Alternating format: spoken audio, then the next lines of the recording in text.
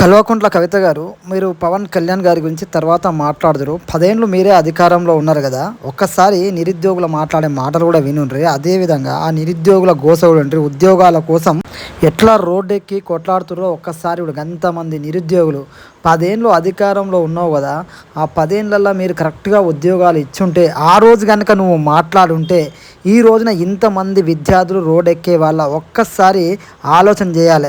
పదే పదే పవన్ కళ్యాణ్ అని మాట్లాడుతున్నావు కదా, పవన్ కళ్యాణ్ గారి గురించి మాట్లాడితే ఏమొస్తుంది, నేను 10 మంది చూస్తారు. కానీ ఇక్కడ విద్యార్థుల సమస్యలు తీరేవు కదా, నిరుద్యోగుల బాధలు తీరే కదా, ప్రజల బాధలు తీరే కదా. ఒక్కసారి ఆ ప్రజల బాధుడు, ఈ ప్రజల బాధకి, ప్రజలు గోసపడడానికి, ప్రజలు రోడ్ ఎక్కడానికి, ముఖ్యంగా ఈ నిరుద్యోగులు రోడ్ ఎక్కి కొట్లాడడానికి ఎవరు కారకులు? అసలు మీరా లేకపోతే పవన్ కళ్యాణ్ గారా? ఒకసారి ఆలోచన చేయాలి. పవన్ కళ్యాణ్ గారిని అంటున్నావు కదా, మరి పవన్ కళ్యాణ్ గారు ఏమన్నా ఇక్కడ అధికారం చెలాయించిందా? పవన్ కళ్యాణ్ గారు ఏమన్నా ప్రభుత్వంలో భాగస్వామ్యమై ఉండి ప్రభుత్వంలో ఆ రోజు నువ్వు, ఈరోజు బయటకు వచ్చి కహానీలు చెప్తున్నావు. ఒక్కసారి ఆ విద్యార్థులు మాట్లాడే మాటలు విన్న తర్వాత నువ్వే సమాధానం చెప్పాలి. మాకు కాదు, ఆ విద్యార్థులకు చెప్పు, నిరుద్యోగులకు చెప్పు. అభ్యర్థులు చేస్తారు. ఇంటి దగ్గర తల్లిదండ్రుల యొక్క కాళ్ళు మొక్కి, తల్లిదండ్రుల యొక్క పుస్తల దాడులు అమ్మి తెలంగాణలో నుంచి మా యొక్క ప్రజాప్రభుత్వానికి ఓటేసినామని దిల్సునగర్ వచ్చి కోచింగ్ సెంటర్లలో తిరుగుతూ స్టడీ హాల్లో అంటి తిరిగేలాగా కోచింగ్ ప్రిపేర్ అవుతున్నాం. మాకు ఈ ప్రభుత్వంలో ఓట్లేసి స్టడీ స్టేషన్లలో ఉండడానికి మేము హైదరాబాద్ వచ్చింది. కన్నీళ్లు గారుతున్నాయి కదా మాకు ఇక్కడ ఆవేదన. ఒక్కసారి నువ్వు మంచి 5,000 పోస్టులు మేము ఎల్బీ స్టేడియం మేము వస్తాం, నువ్వు అంట కదా నియామక పత్రాలు ఇస్తామని. ఆ 5,000 పోస్టులను రోస్టర్ విధానం ద్వారా BCA, BCDE, ST, SC, EWC open category, NCC quota, CPP quota, MSP quota, ex servicer quota, sports కోటాకి నువ్వు ఎలా బతుకోవాలి? 3,000 పోస్టులు సిటీ సరౌండింగ్స్ వేసి 2,000 పోస్టులు 29 జిల్లాలకు వేస్తే నీకు సిటీలో ఒక్క సీటు కూడా రాలేదు. నీకు భిక్ష పెట్టింది గ్రామీణ ప్రాంత విద్యార్థులు 4 జిల్లాల విద్యార్థులే కదా. ఖమ్మం, మహబూబ్నగర్, వరంగల్, నల్గొండ జిల్లాలో నీకు 48 సీట్లు వచ్చినాయి. కానీ జీవన్ నెంబర్ 40 రద్దు చేసి ఆ జిల్లాలకు న్యాయం చేస్తామని చెప్పావు కదా. కానీ తల్లి పాలు దాగి రొమ్ము గుద్దిన నువ్వు ఈ పని చేస్తావు. నువ్వు ఎక్కడ పిలిచిన లైవ్ డిబేట్ కి మేము సిద్ధం. మేము కనుక పోలీస్ అభ్యర్థుల తర్వాత నీతోటి చర్చలో ఓడిపోతే గన్పార్క్ దగ్గర ముక్కు 4 రాసిపోతావు సూర్యపాడకి. నువ్వు ఇచ్చిన సిద్ధాంతాలే కదా, ఫైల్ కూడా ఉంది మా దగ్గర. నువ్వు 19,000 హైకోర్టు చెప్పిన సిద్ధం, హైకోర్టు కాంచి నువ్వు వేసిన ఆర్టీ అధికారాల వరకు ఇక్కడ వరకు ఉన్నాయి. నువ్వు ఎవరైనా మీ కాంగ్రెస్ పార్టీలో దమ్మున్నాడు ఎవరైతే మా చర్చకు వచ్చి 5,000 పోస్టులు వేస్తావంటే తిరిగిపోతాం.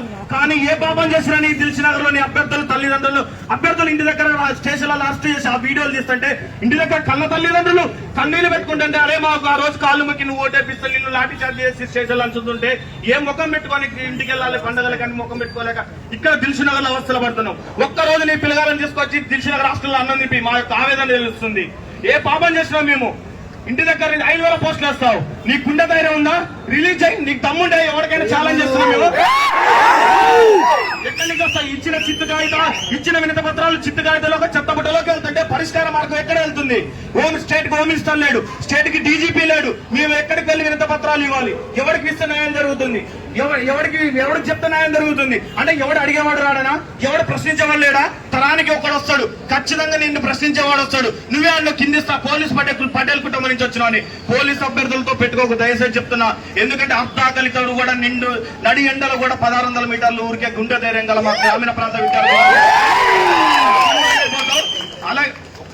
అలాగే జీవో నెంబర్ 31 తీసుకొచ్చారు.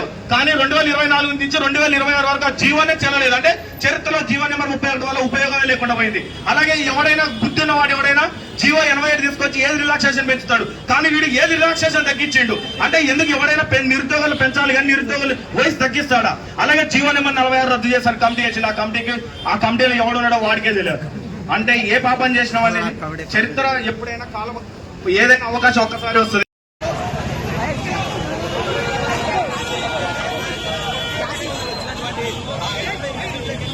వాళ్ళందరినీ కూడా తీసుకెళ్తా ఉన్నటువంటి కింద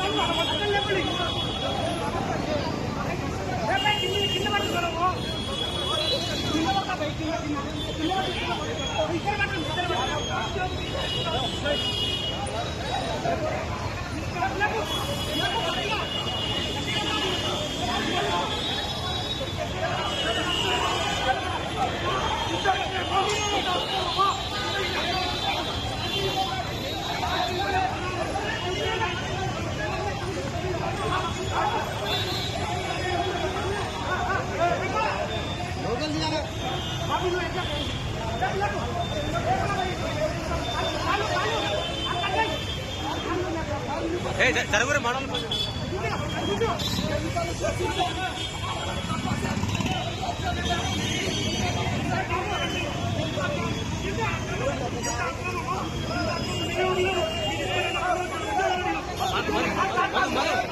ಅದು ಅದಕ್ಕೆ ಪಡ್ಕೋ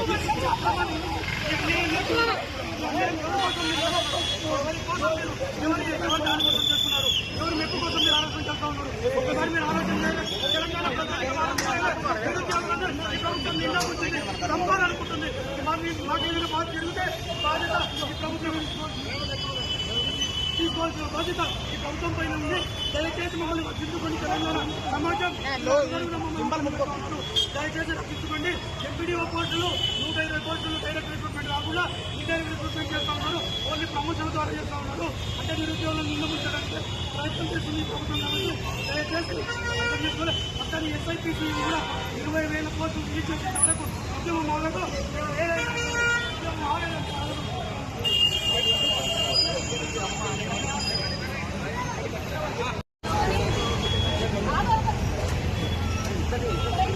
అన్నా ఇక్కడ రాడి రాడి రాడి రాడి